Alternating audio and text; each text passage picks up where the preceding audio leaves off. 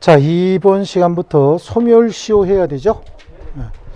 시효라고 하는 거요. 이거는 제가 아까 잠깐 말씀드렸지만, 시효는 시간이 경과되니까 일정한 법률 효과가 생긴다. 법률 효과가 생긴다는 얘기는 권리가 변동이 생긴다, 그런 뜻이에요. 굉장히 줄여서 함축적으로 표현 잘하고 있죠. 네, 그런데 이 권리의 변동이 생긴다는 얘기는 누구의 권리는 발생하고 누구의 권리는 소멸하는 걸 권리의 변동이다, 이렇게 얘기하지 않습니까? 시간이 경과됨에 따라서 권리가 발생하는 경우도 있고요. 그래서 누군가 권리를 취득하는 경우도 있고 누군가의 권리가 소멸되는 경우도 있습니다. 그걸 취득시효 또는 소멸시효다라고 얘기를 하는데, 시간이 경과된다. 근데 그 시간이 짧은 시간은 절대 아닐 겁니다. 그래서 장시간이 흘러야 되는데, 어떤 상태에서 장시간이 흘러야 되느냐? 그럼 취득시효 같은 경우는 권리를 취득한다의 의미는 현재 권리가 없었다. 최초에는 권리가 없었다, 그 얘기죠. 그래서 무권리자가, 권리도 없는 무권리자가, 얘는 권리를 행사할 수 있는 자예요, 행사할 수 없는 자예요? 행사할 수 없는 자 아닙니까? 권리를 행사할 수 없는 자가 장기간 동안 권리를 행사하고 있다는 얘기죠. 그럼 이게 겉으로는 권리가 없는 것처럼 보이지만 진정한 권리자이겠구나 라고 하는 사고방식에 의해서 권리를 취득할 수 있도록 해주겠다 라고 하는 걸 취득시효다, 이렇게 얘기를 해요. 그럼 이제 반대로 소멸시효는요, 현재 권리 있는 자의 권리가 소멸하는 거 아니겠습니까? 권리자가 권리를 행사할 수 있음에도 권리를 행사하지 않는 상태가 장기간 동안 계속이 되는 겁니다. 그러니까 이 기간은 어떻게 되는 거죠? 계속기간이다, 이렇게 얘기를 하는 거예요. 중간에 끊어지는 것이 아니라 계속돼야 되거든요. 그럼 권리를 어떻게 버리겠다는 얘기죠? 소멸시켜버리겠다라고 하는 게 소멸시효제도인 거죠. 저 취득시효는요, 주로 이제 물권에서 많이 나타나거든요. 그러다 보니까 물권법 소유권편에서 공부를 합니다. 그리고 소멸시효는 우리 총칙에서 공부하는 거죠. 총칙에서. 이 소멸시효는 사실은 가족법에는 적용되지 않습니다.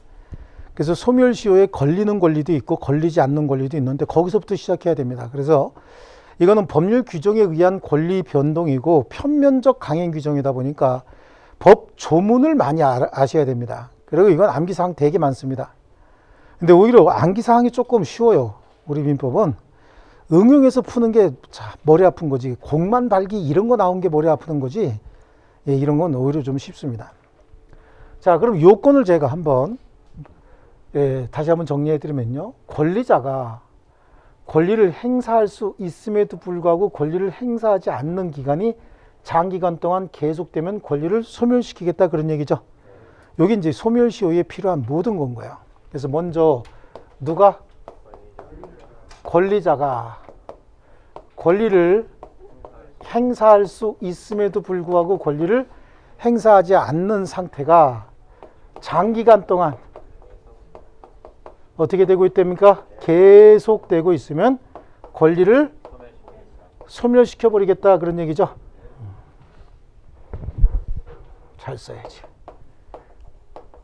소멸시켜버리겠다, 그런 뜻인데, 여기서 권리자가 할 때 이 권리는 소멸시효에 걸리는 권리도 있고 소멸시효에 걸리지 않는 권리도 있어요. 근데 소멸시효에 걸리는 권리는 여기서 소멸시효 기간이 있죠, 이거. 여기서 다 해야 됩니다. 10년짜리도 있고요. 5년짜리 상사채권도 상사채권 알아야 되고, 3년짜리도 있고 1년짜리도 있습니다. 10년, 3년, 5년, 이거 다. 20년짜리도 있죠. 20년짜리 싹 다 암기해야 됩니다, 여기서. 20년짜리, 10년짜리, 5년짜리, 3년, 1년에 단기 소멸시효에 걸리는 채권들 하나도 빠짐없이 다 암기해야 됩니다. 다 나와요, 다. 합하면 한 100개 됩니다. 예. 근데 100개 정도 우리가 암기하지.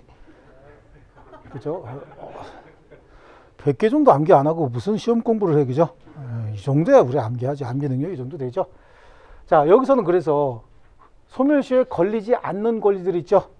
요거 이제 암기사항인 거야. 권리를 행사할 수 있음에도 불구하고 권리를 행사하지 않는다. 자, 요건 한번 관념을 바꿔서 접근해 볼게요. 권리자가 권리를 열심히 행사하고 있답니다. 그러니까 소멸시효 진행합니까? 안 합니까? 안 하는 거죠. 그래서 권리자가 열심히 권리를 행사하고 있을 때는 소멸시효는 진행하지 않는 거예요. 근데 권리자가 권리를 행사할 수 있음에도 불구하고 권리를 행사하지 않는다. 그러면 그때부터 소멸시효가 진행하는 겁니다. 또 하나는요. 권리자가 권리를 행사할 수 없어서 권리를 행사하지 않는다. 이건 당연한 거 아니에요? 권리를 행사할 수 없는데 권리를 행사하게 되면 그게 권리 남용이 돼버리죠. 그게 잘못하면 불법행위가 되는 거예요. 이해하셨습니까? 자, 이제 질문 오신 분이 이제 혼란스러운 게 하나 있는 것 같아요. 둘 사이의 법률 관계가 무효랍니다. 그럼 제가 줄 거 있어요, 없어요? 여러분도 저한테 줄 게 없죠? 예, 그게 무효인데. 그럼 서로 주고받을 게 없으니까 제가 권리를 받은 게 없기 때문에 누군가가 제 권리를 침해한다? 그런 게 있을 수 있나요? 그러니까 권리를 침해하는 것 같은 위법행위가 있다라고 하더라도 손해배상 청구할 건 없는 거죠. 근데 둘 사이의 법률행위, 제가 불법행위했대요. 그것도 무효 아닙니까? 서로 주고받을 건 없잖아. 그러니까 침해받은 권리도 없죠. 하지만 불법행위 자체로 인해서 손해가 생기면 서로 주고받은 권리는 없지만 불법행위에 대해서 손해배상 청구해야 되는 거 아닙니까? 이거 혼란스러워 생각하시면 안 돼요. 예. 불법행위에 의한 손해배상은 불법행위 자체로 인한 손해를 얘기하는 거고, 둘 사이의 법률관계가 무효인 경우에 서로 주고받은 게 없으니까 그 법률 효과를 침해하는 것도 없을 거 아니냐고. 주고받은 게 없으니까. 그래서 서로 간에 그 법률 효과를 침해하는 불법행위 또는 위법행위가 있어도 실제 권리 침해는 없는 거다, 그런 얘기고, 다만 그 무효인 행위가 불법행위로 인한 경우에 권리를 주고받은 건 없지만 불법행위로 인한 손해배상은 청구해야죠. 아시겠죠? 네, 간단한 문제가 아니야, 이게. 사실은 하나의 현상에서도요, 여러 가지 법리가 있을 수 있어요. 자, 다시 여기. 권리자가 권리를 행사할 수 있음에도 불구하고 권리를 잘 행사하고 있다. 아무 일도 안 일어나지. 정말로 권리 행사 잘하고 있다. 권리자가 권리를 행사할 수 있음에도 불구하고 권리를 행사하지 않는다. 그럼 이때부터 소멸시효가 기산이 되는 겁니다. 시작이 되는 거예요. 이걸 기산점이다, 이렇게 얘기를 하는 거죠. 반대로 권리자가 권리를 행사할 수 없습니다. 그래서 권리를 행사하지 않고 있다. 굉장히 민주시민이죠. 권리를 행사할 수 없으면 권리 행사 말아야지. 민주시민인 거야. 권리 행사할 수 없는데 권리를 행사한다. 그게 권리 남용 아닙니까? 그렇죠? 예, 권리 남용이야. 그러니까 여기서는 보는 거 이것만 보면 되는 거죠. 그럼 여기서 권리를 행사할 수 있다라고 하는 말의 의미가 뭐냐는 얘기예요. 권리를 행사할 수 있다는 얘기는 법적으로 권리 행사가 제한이 된대요. 그럼 권리 행사할 수 있는 거예요? 법적으로 권리 행사가 제한이 된다는 거지. 그럼 권리 행사 못 하는 거죠? 그럼 권리 행사할 수 없는 거고, 법적으로는 권리 행사 제한이 없어요. 그럼 권리 행사할 수 있는 거죠? 법적으로 권리 행사 제한이 없어요. 그럼 권리 행사할 수 있어요. 그래요. 그런데 권리 행사할 수 있는 세 사람 중에서 법적인 제한은 아무도 없는데 이 사람은 몸이 아파서 권리 행사 못 하고 있다고. 그러면 이 사람도 권리 행사 못 하는 상황인가요? 나머지 두 사람은 권리 행사할 수 있는데 개인적인 사정으로 권리를 행사하지 못하고 있다. 그럼 이 사람은 소멸시효 진행해야 되는 거예요. 법이라는 게 개인적으로 어디가 아파요? 예, 발가락이요. 그것까지 봐줄 수는 없어요. 그렇죠? 그러니까 저기서 권리를 행사할 수 있다는 얘기는 권리 행사하는데 법적으로 아무 문제가 없다, 제한이 없다는 걸 의미하는 것이지, 개인적으로 몸이 아파서 또는 병이 나서 권리 행사의 존재를 몰라서 이런 건 따질 필요도 없습니다. 개인적인 사정은 절대 따지지 않습니다. 우리 민법은 뭐 모르고 그랬어요. 그럼 뭐라고 취급한다 그랬어요? 조금 다행스러운 사람 줄여서 앞글자만 가지고 이렇게 얘기한다 그랬죠? 그래. 그러니까 몰랐다, 이거는 대화가 안 되는 거야. 아시겠습니까? 왜 몰라, 알아야 될 걸. 이렇게 나온다고. 그러니까 여기는 권리를 행사할 수 있다의 의미는 권리 행사에 법적인 제한이 없음을 의미하는 것이고, 권리 행사에 법적 제한만 없다면 사실상의 제한이라든지 아니면 몸이 아팠다든지 이런 건 전혀 고려 대상이 아닙니다. 무조건 소멸시효 진행하는 겁니다. 그래서 이 기산점 이것도 다 암기해야 돼요. 근데 이건 암기하려고 치면 한두 끝도 없습니다. 개념상 어떤 권리는 언제부터 행사할 수 있겠구나라고 하는 머릿속에 상상력 동원이 좀 돼야 되는 겁니다. 그 다음에 소멸시효 기간 있죠? 이건 100% 암기야, 이거는. 근데 암기하는 방법 제가 알려드립니다. 한 방에 끝내는 겁니다, 항상. 자, 그 다음에 계속돼야 된다, 이 말의 의미는 소멸시효 기간이 중단되지도 않았고 소멸시효가 정지 사유도 없어야 된다는 얘기예요. 그럼 도대체 어떤 게 소멸시효 중단 사유고 어떤 게 정지 사유냐라고 하는 거 또 암기사항이죠, 이것도. 예. 그 다음에 소멸시효가 이렇게 해서 완성이 되면 권리가 소멸하는데 이 소멸도 절대적 소멸설이 있고 상대적 소멸설이 있는데 이 절대적 소멸설이 우리 판례의 태도다. 그래서 요거 두 가지 요건 또 비교해서도 좀 나오는 편입니다. 만만한 문제가 아니죠. 예, 전에는 4문제까지 나왔는데 요즘엔 2문제씩만 나옵니다. 2문제 짧은 시간에. 자, 그러면 권리자가 권리를 행사할 수 있음에도 불구하고 권리를 행사하지 않는다를 얘기할 때 이 권리는 어떤 권리냐? 소멸시효에 걸리는 권리도 있고 걸리지 않는 권리도 있는데 대체적으로 소멸시효 대상 권리는요. 재산권인 거야, 재산권. 가족권은 오랫동안 행사하지 않았다고 해서 가족권이 소멸하는 거 아닙니다. 우리 앞에서도 신의칙 같은 거 공부하면서 그랬잖아요. 자기가 낳은 아들이 있는데 그 아들이 20몇 살 동안 나를 안 찾아왔어요. 그럼 더 이상 나를 애비로 부르지 않을 것이다 라고 하는 이런 신뢰 같은 거 생깁니까? 안 생기는 거죠. 예. 그래서 이런 가족권 같은 거는 소멸시효 대상도 아니고요. 또 가족권이 오랫동안 행사되지 않았다라고 해서 상대방이 나를 더 이상 가족으로 부르지 않을 것이다 라고 신뢰했어도 그건 신뢰는 잘못된 신뢰인 거예요. 그래서 50년 만에 아들이 찾아와서 아버지 아들로 인정해 주세요 그런다고 해서 야야 너 소멸시효 완성됐다 이런 얘기 못 하는 거죠. 그렇지 않습니까? 예, 그래요. 그래서 대체적으로 재산권인데 재산권 구체적으로 암기해야 됩니다. 시험에 주로 나오는 것만 일단은 형성권이 있습니다. 형성권. 이 형성권은 언제나 제척기간 대상이지 소멸시효 대상이 아닙니다. 아시겠죠? 제척기간만 적용되지 소멸시효 대상이 아닌 거예요. 근데 형성권 저러고 나올까? 형성권 암기하고 있어야 된다는 얘기예요. 그러니까 수도 없이 나온다고 제가 유유, 제포, 동철, 취해, 지면, 추상 이거 암기하시라 그랬죠? 그 다음에 앞에서 또 뭐가 있어서 무슨 청구권이지만 본질은 형성권인 거 1분에 한 번씩 중요하게 생각해야 된다. 매분 소중자. 채권자 지속권은 행사기간 정해져 있죠 또.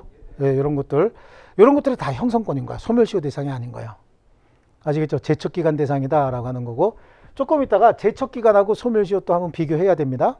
그 다음에 상린권이라고 하는 게 있어요. 이 상린권은 사실은 소유권인 거예요. 이게 소유권의 일부 권능이다 라고 해서 인접 토지 소유자들끼리의 토지 이용 조절 관계다 이렇게 얘기를 해요. 인접해서 토지를 소유하고 있는 사람들이 서로 토지를 이용할 때는 상호간에 불편함 없이 편익을 조정을 해서 이용해야 되죠. 예, 여기 이제 상린권이다. 일종의 소유권인 거예요. 이 상린권이다 라고 하는 건 상린관계가 또 한 7, 8가지 암기해야 됩니다. 이거 상린관계도. 주의 토지 통행권, 뭐 인지 사용권, 생활방해 금지, 수도 등의 시설권, 경계에 관한 상린관계, 물에 관한 상린관계 그래서 암기할 게 엄청나게 많아요. 근데 그건 물권법을 공부하고 나면 자동적으로 알게 되고 우린 주로 이제 주의 토지 통행권 정도만 하나 아시면 돼요. 여기서는. 근데 지금은 암기할 필요 없습니다. 우리 소유권 공부하고 나면 그때 암기하는 거예요. 그래서 제가 자꾸만 지금 뭐 어떤 문제집 사서 풀고 싶어요 뭐라 얘기할 때 뒤에를 안 배웠는데 지금 문제집 사서 풀면 암기밖에 안 돼요.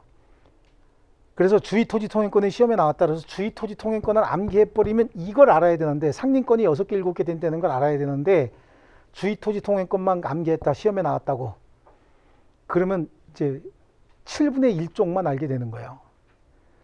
그게 상린권에 해당한다라고 하는 거 알아야 되는 거야. 그래서 아직 문제 풀지 말라고 하는 거고 필요한 거 제가 나눠드리는 겁니다. 제가 나눠드리는데 시험 지문 나온 것만 나눠드리는 게 아니라 거기에 포괄적인 개념을 위에다가 적어드리고 나눠드리죠.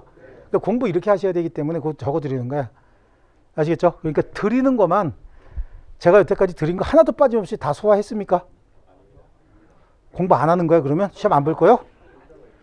드리는 건 최소한 도 해야지. 그렇지 않아요? 아니 남은 밤새 가면서 해드리는데 그렇지 않습니까?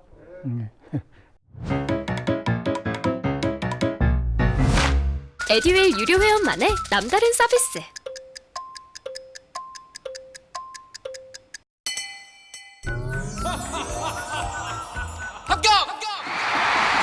합격하고 돈도 받는 혜택.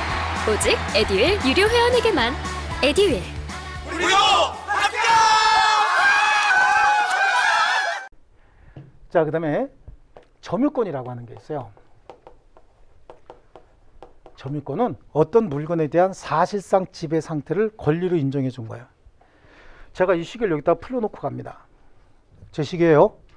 그 중에서 이제 앞에 계신 우리 수험생께서 주셨어요. 민법 교수 시계 놔두고 갔네. 이것도 또 누구 건지 알면서 이거 누구 거지? 그러고 하면 안 되고, 아, 시계 놔두고 갔네. 다음 주에 오면 줘야 되겠다. 그러고 가지고 계신다고. 지나간 사람이 물어봐요. 네 거냐? 아니다. 빌렸냐? 아니죠. 빌리지도 않았죠. 그다음에 소유권도 없잖아. 그럼 사용수익권도 없고 담보 잡았냐? 그것도 아니야. 그럼 그분이 내놔 그러죠. 그럼 줘 안 줘? 왜 안 줘요? 그치? 그러니까 그때는 야 우리 민법 선생 건데 네 거 아니니까 내놔 그럴 거 아니냐고. 내가 전달해 주니까 내놔 그럼 줘 안 줘? 귀찮으면 주죠. 근데 안 줄 권리가 뭐냐고. 점유권이란 말이야. 내가 먼저 사실상 지배했죠. 그랬으면 그게 내가 소유자에게는 대항할 수 없지만 다른 사람에게는 대항할 수 있는 거예요. 근데 그 점유권이라고 하는 건 사실상의 지배를 뺏기면 바로 소멸하는 것이지 사실상 지배를 뺏긴 상태가 일정 기간 동안 계속돼야 소멸하는 건 아니에요. 그래서 사실상 지배를 뺏기는 순간 소멸하는 거지 기간을 기다리지 않습니다. 아시겠죠? 점유권 소멸시효 대상이 아니다. 그 다음에 담보물권이라고 하는 게 있어요. 이것도 담보물권이 3개거든요. 저당권, 질권, 유치권 있죠. 저당권, 질권, 유치권이라고 하는 담보물권은 피담보 채권 확보를 위해서 필요한 거예요. 피담보 채권이 남아있는데 담보물권이 소멸하게 되면 피담보 채권이 무용지물이 될 수가 있다고요. 그래서 피담보 채권의 종된 권리이기 때문에 피담보 채권이 남아있는 한 담보물권은 혼자서 소멸시효에 걸리지 않습니다. 그럼 피담보 채권이 소멸하면요. 부종성의 원칙상 소멸시효 대상이 아니라 무조건 소멸하는 거야. 부종성의 원칙상 피담보 채권이 소멸하면 담보물권 무조건 소멸하는 거고 담보물권 혼자서 소멸시효에 걸려서 소멸하는 일은 없어요. 예를 들어서 돈 빌려주고 오랫동안 채권만 행사했지 저당권 행사하지 않았다. 저당권 행사한다는 얘기는 경매 실행하는 건데 경매 실행하지 않은 거 놔뒀다. 그래서 저당권이 소멸하면 돈 못 받는 일이 생길 수가 있어요. 돈 안 줘버리죠. 그래서 피담보 채권과 독립해서 혼자 스스로 소멸시효에 걸리지는 않는다. 뭐가? 담보물권. 몇 개 있는데요? 3개 있습니다. 담보물권. 그 다음에 공유물 분할 청구권이 있어요.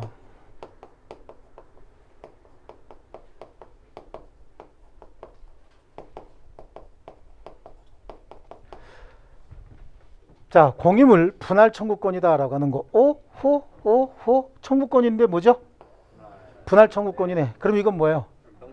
형성권이고 공유자는 소유자 아닙니까? 그러니까 이건 소유권의 일부 권능이기도 하고 청구권이지만 형성권의 형태를 갖추고 있기 때문에 어디에 걸려도 소멸시효에 걸리지 않습니다. 그 다음에 비재산권이죠. 비재산권은 뭘 얘기하는 거예요? 예, 이 가족권 얘기하는 겁니다. 가족권은 오랜 기간 지났다 그래서 소멸시효가 완성된다든지 상대방으로 하여금 뭐 더 이상 권리를 행사하지 않을 것이다 라고 믿게 하는 실효의 원칙이 적용된다든지 이런 일 없다고 많이 말씀드렸죠. 그 다음에 물권적 청구권인 거죠. 이 물권적 청구권은 물건이 존재하면 물권적 청구권이 있어야 되는 거예요. 물건만 있고 물권적 청구권이 없다 라고 하면 그 물건도 무용지물이 됩니다. 물건이 강력한 이유는 누군가가 내 물건을 침해하면 내가 물권적 청구권을 행사해서 되돌려받으면서 손해배상도 청구할 수 있기 때문에 물권적 청구권이 강력한 거죠. 아무 이유 없이 여러분 펜을 누군가 가져갔다는 거죠. 열심히 쓰고 있어요. 가서 돌려달라고 할 수 있어요, 없어요? 그 사람이 열심히 쓰고 있는데 굉장히 집중해서 쓰고 있는데도 달라 그럴 수 있다고? 왜요? 그 내 거니까 그거 달라고 할 수 있는 권리 그게 물권적 청구권이라고. 물건에 물권적 청구권이 없으면 물건은 무용지물인 거예요. 그 돌려달라고 하면서 보니까 되게만 있어서 4페이지나 썼네. 이거 가져가갖고 그럼 손해배상 청구할 수 있죠? 당연히 손해배상 청구할 수 있는 거예요. 그런데 그 물건에 물권적 청구권이 없다. 누가 가져갔는데 와, 내 볼펜 글씨 잘 나온다. 이것만 구경해야 된다. 그럼 그건 물건 필요 없는 거죠. 그래서 이 물권적 청구권도 물건과 독립해서 혼자서 소멸하는 일은 없어요. 다만 물건이 소멸하면 물권적 청구권 소멸해야 되는 거 아닙니까? 그럼 물건이 소멸하는 원인이 여러 가지가 있을 거 아니에요. 소유권 양도로 소멸했다. 그럼 물권적 청구권도 글로 가야지. 이건 우리 앞에서 배웠단 말이죠. 청구권은 그 기초가 되는 권리와 분류해서 청구권만 양도하거나 청구권만 다른 권리의 목적으로 할 수 없다. 공부했었죠, 그거? 앞에서. 거기서 이미 다 공부한 거야, 어느 정도. 그러니까 여러분들이 지금부터 공부하다 보면은, 배운 내용이 조금씩 나올 거예요. 뒤에 가면 물권도, 채권도 총칙에서 배웠기 때문에 거의 나올 겁니다. 아시겠죠? 물권이 소멸하면 같이 소멸하는 거야. 예를 들어서 용익물권은 소멸시효 20년에 걸리거든요. 그래서 용익물권이 소멸했다. 그럼 용익물권자에게 물권적 청구권 남길 필요가 있어요, 없어요? 없죠. 같이 소멸하는 거지. 그래서 이건 물권에 부정하는 권리이기 때문에 물권과 독립해서 스스로 소멸시효에 걸리지 않습니다. 그 다음에 소유권이라고 하는 게 있어요. 소유권은요, 물건에 대한 사용, 수익, 처분권을 다 가지고 있어요. 그래서 이건 완전한 권리라고 얘기해. 물건의 전면적 지배권이다. 그리고 완전한 권리다. 여러분이 가지고 있는 어떤 물건이든지 사용, 수익, 처분권 이외의 권능을 여러분이 논문으로 써서 딱 인정받았다. 그럼 아마 빌 게이츠보다도 훨씬 더 돈 많이 벌걸요? 이 사회과학 분야의 어떤 이거 이론 하나가 이렇게 정립이 돼서 세계적으로 인정을 받는다. 전 세계적으로 지금 소유권이라고 하는 건 사용, 수익, 처분 권능 이외의 다른 권능은 입증이 된 게 없어요. 근데 그걸 하나 입증했다. 그러면 여기서 화상으로 요즘에 화상으로 이렇게 대화 한번 해주고 강남에 있는 집 한 채씩 생길 거예요. 그럼 대화 두 번 하면 두 채 생기죠? 그런 거지 뭐, 그죠? 근데 없어요. 관념적으로 생길 가능성도 거의 없습니다. 이 소유권은 물건에 대한 전면적 지배권으로서 완전한 권리이기 때문에 소유권을 행사하지 않고 놔뒀다라고 해서 스스로 소멸시효에 걸려서 소멸하는 일은 없어요. 다만 누군가가 취득시효를 완성시키죠. 취득시효를 완성시키면 일물 일권주의 원칙상 하나의 물건 외에 소유자가 두 명 소유권이 두 개 있을 수 있어요, 없어요? 없습니다.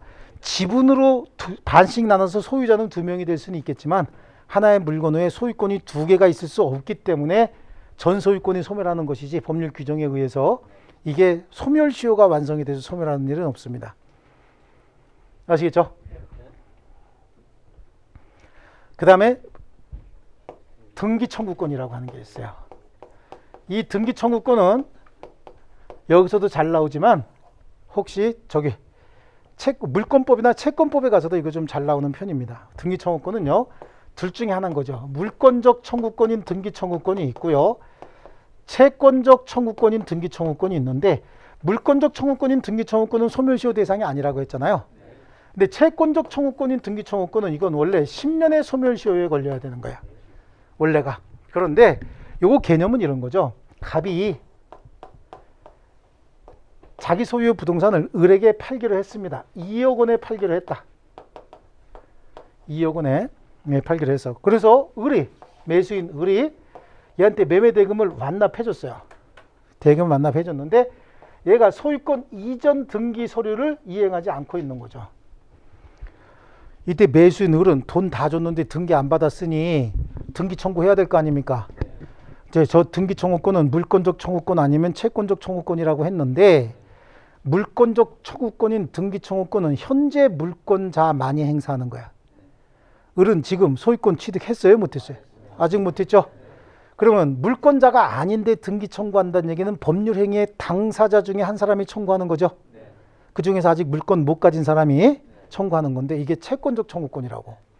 그럼 매수인이 소유자가 되려면 소유권 이전 등기까지 받아야 되는데 아직 소유권 이전 등기 못 받은 상태 아닙니까?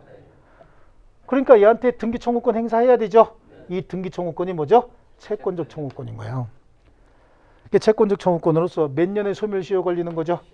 10년의 소멸시효 걸린다. 이 이야기는 을이 잔대금 다 주고 내일 등기 청구해서 내일 소유권 이전 등기 받기로 하다가 집에 가다 교통사고가 난 거야. 나가지고 병원에 쓰러졌어요. 그리고 10년 이틀 만에 눈 떴어. 10년 이틀 만에. 딱 떠오른 게 등기 청구하러 가야지. 근데 몇 년 지났다고? 10년 지났다. 이분은 집 앞에서 등기 서류 들고 벌벌 10년 동안 떨었죠. 그 10년 딱 되고 그 다음 날부터 이제 딴 사람에게 팔아도 되는 거야. 아시겠죠? 소멸시효 기간이 몇 년이라고? 10년이죠. 10년. 참 그동안 많이 떨었다. 등기 서류 노래졌겠죠. 비바람 맞아서 이거 싹 찢어버리고 새로 팔아먹어도 된다 그런 얘기입니다. 자, 원래는 10년의 소멸시효에 걸려 10년이 지나면 더 이상 행사할 수 없어요. 근데 문제는 이 사람이 목적물을 인도했다는 거야, 얘한테. 인도에서 얘가 점유하고 있었다는 거죠. 인도에서 점유하고 있었다는 얘기는 현재 사용수익은 하고 있었다는 얘기지. 요거 사용수익 하고 있었다는 얘기잖아요. 아직 처분권, 소유죠. 처분권은 취득하지 못했어도 점유해서 사용수익하고 있었다는 얘기는 권리 행사 중이었다는 얘기잖아요. 전부는 아니래도 일부 행사 중이었죠, 지금. 그러면 소멸시효는 진행한다, 안 한다? 안 한다. 이건 진행하지 않는다는 거예요. 현재 권리 행사 중이다. 그런 얘기죠. 그럼 더 이상 소멸시효 진행하지 않는 거예요. 그러다가 이 사람이 목적물을 병에게 양도합니다. 병에게 목적물을 양도하고 더 이상 점유하지 않아. 목적물 이제 누가 점유하고 있어요?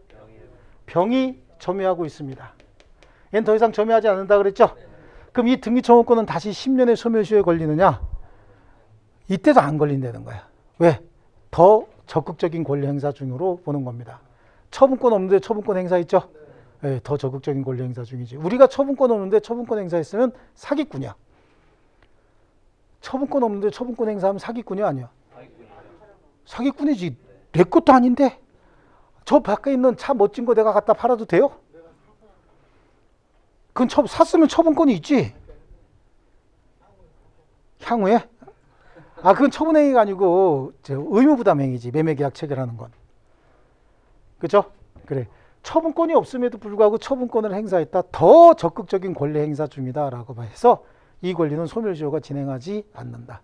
제가 고시 공부 열심히 하다가 이 문제 답 잘못 쓰는 바람에 여기서 딱 때려치고 이 판례가 바뀐 걸 제가 몰랐어요. 딱 때려치고 이제 공부 그만. 그리고 일로 온 거야. 이 바닥에 쓰게 돼. 뭐가 잘 되게. 이 바닥에 쓰게 한 결정적인 문제가 이 문제인 거야. 네, 이 문제. 그래서 더 적극적인 권리 행사 중이다. 나는 그걸 소멸시효는 진행하지 않는다. 왜? 이 사람의 권리를 보호하기 위해서 이 사람의 권리가 시효로 완성돼 버리면 여기다가 소유권 이전 등기해줄 권능이 없어져 버리잖아요. 그럼 이 사람이 이익이 침해될 염려가 있죠. 전 그렇게 썼는데 판례가 바뀐 걸 몰랐지 뭐야. 더 적극적인 권리 행사 중이기 때문에 소멸시효는 진행하지 않는다. 방향 잘못 들었죠? 그럼 30점이지 뭐. 네, 그래서 그냥 나간 겁니다. 근데 다 뭐 민법 성적 대체적으로 다 35점이요. 32점에서 35점. 네.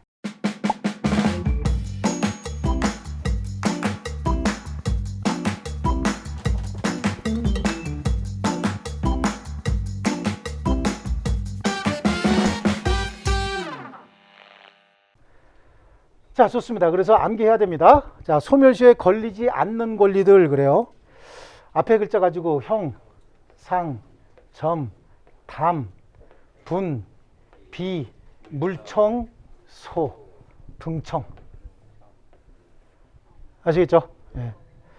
형, 상, 점, 담, 분비, 물청, 소, 등청. 형, 상, 점, 담, 분비, 물청, 소, 등청. 이제 형이 아마 주점 하나 봐, 주점. 형이 상점하는 거예요. 근데 그 주인이 임대인이 성격이 아주 더러워서 그 상점 주변에 조금만 지저분한 거 있으면 바로 임대차 해지하고 쫓아내는 사람이야. 그럼 형이 장사 잘하고 있다가 쫓겨나는 거 별로 안 좋죠? 그러니까 새벽같이 등청해서 어떻게 청소해야 되죠? 그래. 그래서 형, 상, 점, 담, 분비, 물청, 소, 등청. 등청을 이렇게 나눠야 되고 이건 되게 중요합니다. 아시겠죠? 여러 군데서 시험에 나오는 겁니다. 저거는. 아시겠죠? 자, 한번 해볼게요. 다시 한번 해볼게요. 책에 있어. 동그라미 쳐줄 거야. 조금 있다가 책에다가요. 예. 쓰고 싶어 죽겠죠? 밑에 요약도 딱 해놨어. 걱정하지 마세요. 예. 앞글자 가지고 제 시작. 형.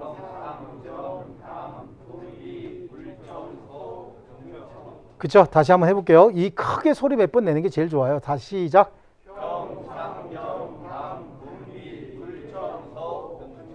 그쵸? 형, 상, 점, 담, 분비, 물청, 소, 등청. 예? 그래서 입에서 그냥 자동적으로 쭉 길게 자꾸만 나와야 되는 거야. 자동적으로. 형, 상, 점, 담, 분비, 물청, 소, 등청. 이런 식으로. 아시겠죠? 자, 그럼 여기서 지금 소멸시효 얘기하고 여기서 제척기간 얘기했잖아요. 제척기간은 형성권의 행사 가능 기간을 제척기간이라고 하고 소멸시효는 권리의 행사 가능 기간이다 이런 얘기를 하는데 이게 어떤 획일적인 기준이 없어요. 우리 법에도 정해놓은 게 없고 이거 논문만 한 70개 돼요. 이거 관련된 논문. 그래서 민법 가지고 학위받기 가장 좋은 게 소멸시효와 제척기간 비교하는 논문 쓰면은 참 받기는 좋아요. 근데 강의 자리는 안 생겨요. 왜? 별거 없거든 거기가. 논문도 이렇게 좀 괜찮은 내용으로 논문을 써야. 그렇죠. 강의 자리가 또 이렇게 원만하면 생길 수도 있죠. 예. 소멸시효와 제척기간을 한번 이렇게 비교해 보면요.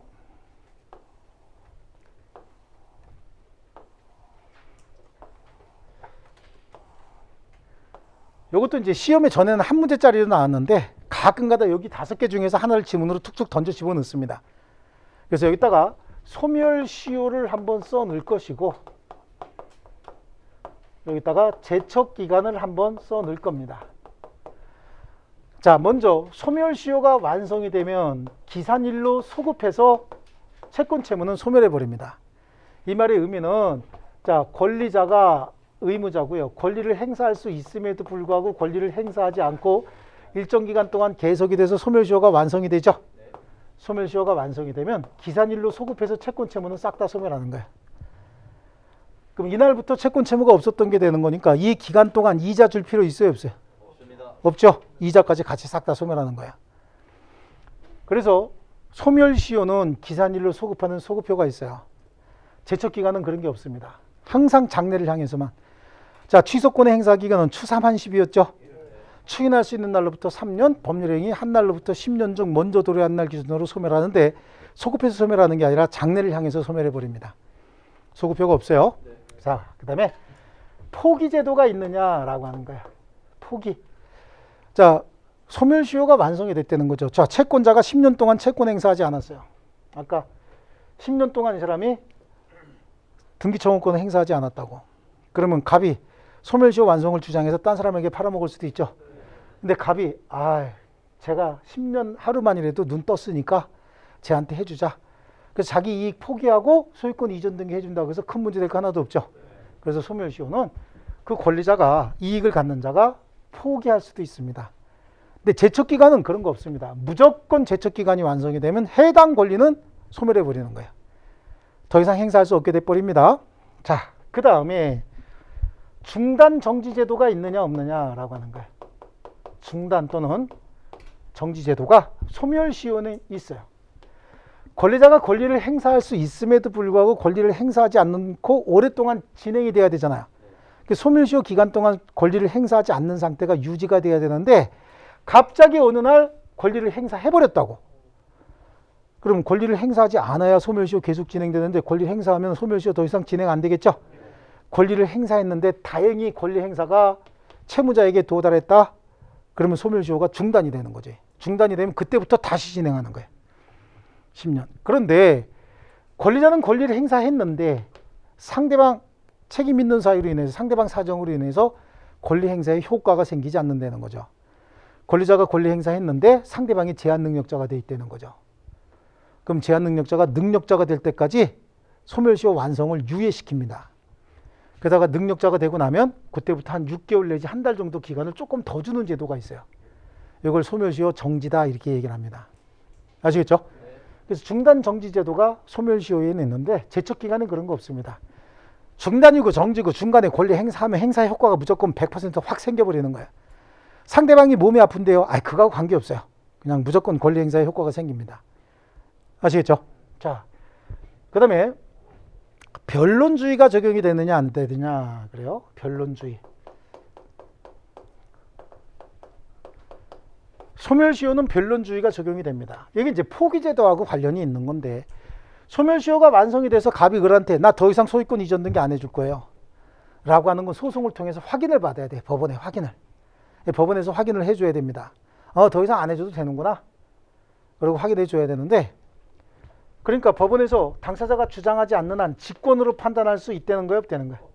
직권 판단 불가능합니다. 당사자가 소송을 통해서 주장해야지 야, 너 소멸시효 완성됐잖아. 그거 내가 인용해 줄까? 이럴 수는 없다는 얘기예요. 예.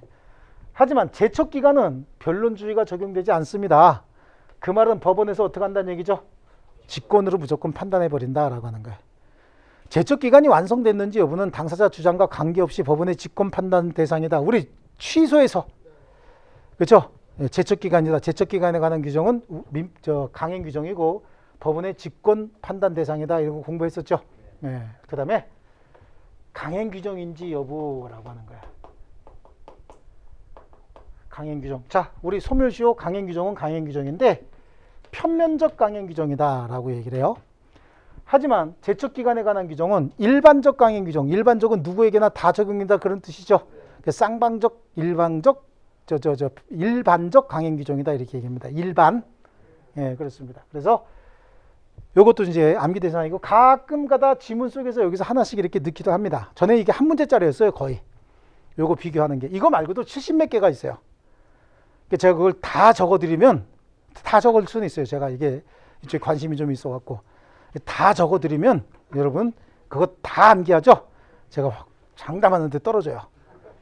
암기할 게 한두 개가 아닌데 지금. 그래서 요거만 정확하게 암기하고 계시면 돼. 그러니까 여기 없는 게 나왔다 그럼 무조건 답이 아니야. 그건 답 아니야. 무조건. 여기 없는 게 나왔다 그럼 무조건 답 아니다. 걔는 빼고 고르면 되는 거예요. 아시겠죠? 자, 좋습니다. 그래서 앞에 소멸시효든 제척기간이든 짧은 기간은 아니겠죠? 기간 자체가. 짧은 기간이 아니다 보니까 소포 안에 들어가 있는 똥도 단단해질 정도로 긴 기간이요. 아, 좀 더럽다. 뭐가 아이는. 아이 손 들어봐. 아이 더러워 하면 손 들어보세요. 소포 못 만지는 거야. 함부로 만지는 거 아니야. 아시겠죠? 뭐라고요? 소포중 변강. 그래서 소멸시효는 전부 다 동그라미 쭉 나가면 되는 거고, 그렇죠? 제척 기간은 쭉 X 나가다 끝에만 동그라미 나가면 되는 거죠. 소포중 변강. 그래. 이해하셨습니까? 자, 이 부분 가지고 얼른 책으로 갈게요. 자, 335페이지 소멸시효. 시효는 일정한 사실 상태가 일정 기간 동안 계속된 경우에 그 사실 상태가 진실한 권리 관계에 합치하는지 묻지 않고 일정한 효과를 부여하는 제도인데, 소멸시효 존재 이유는 이론적인 거야. 그것까지 막 해서 줄치고 그럴 필요 없습니다. 소멸시효와 제척기간 구별 나오죠. 1분 드릴 테니까 그 밑에 칸이 넓죠. 그 칸에다가 5개 뭐 가지고 하는 거야? 소포중 변강. 그렇죠? 5개 해서 이거 다 쓰지 말고 소포중 변강 소멸시효 제척기간 해놓고 집에서 한번 채워보시라고. 다 기억나게 돼 있어요.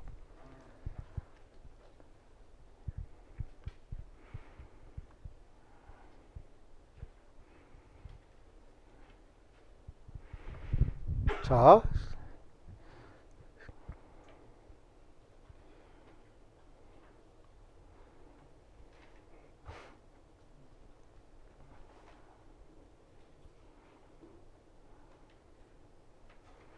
나머지 채워넣을 수 있죠. 소포중 변강만 딱 집어넣으면 돼. 그리고 거기 다음 페이지 보면 표 안에 어느 정도 정리도 돼 있습니다. 다음 페이지 표에 잘 돼 있죠. 거기 그거 보고서 이렇게 채워놓고 집에서 한 3번만 그려보시면 돼요. 3번만. 3번도 아니다 이건. 거기 양쪽 가로 3번에 보시면 소멸시효와 제척기간의 구별 표준이다 라고 하는데 절대적인 표준이 없어요. 그래서 거기 지금 줄칠 거 아니에요. 현행민법은 소멸시효는 시효로 인하여 라고 하는 표현이 있으면 소멸시효로 보고 그러한 표현이 없으면 제척기간으로 본다. 그런데 이 구별 방법도 또 절대적인 것도 아니다. 그 뭐 어떻게 하라는 얘기예요? 절대적인 게 아니면. 그죠? 그 밑에 이제 우리 판례 잠깐 보시면 채권 양도 통지와 제척기간의 경과다라고 해서 채권 양도 통지는 자 채권자가 채권을 양도했대요. 그리고 채권을 양도했다는 사실을 채무자에게 통지합니다. 그래서 양도인이 채권이 양도됐다는 사실을 채무자에게 알리는 거야. 그 알리는 이유가 뭐예요? 채무자 나한테 갚지 말고 누구한테 갚어? 양수인에게 갚어. 이렇게 한 거죠. 그런 행위지 그걸 채권 양도했다고 통지해서 제척기간 내에 뭔가 자기가 권리를 적극적으로 행사했다? 그럴 수 없다는 얘기죠. 그걸로 보지 않겠다는 얘기예요. 그래서 제척기간 준수에 필요한 권리의 재판의 행사로 볼 수는 없다. 아시겠죠? 자, 그 다음에 시효의 성질은 일단 법률 요건이죠.